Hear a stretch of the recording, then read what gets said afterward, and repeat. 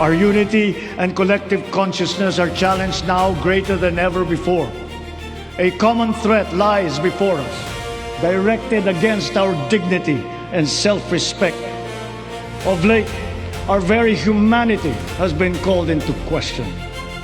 Let me remind our friends and our detractors, Filipinos are a noble, kind, gracious, and great race. We are not greedy. We are not racists. We are not liars. We are respectful and we are dignified. We are Filipinos and we do not yield. Mga kapwa kong Pilipino, sa ganitong mga banta sa ating seguridad, sa loob at sa labas ng bansa, tayo'y tumindig ng taas noo at magkapit-bisig. Sa mga pang-aalipusta, hindi tayo matitinag.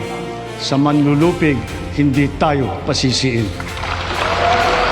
My beloved countrymen, let us continue the work that we have started to make the Philippines the country that Filipinos deserve.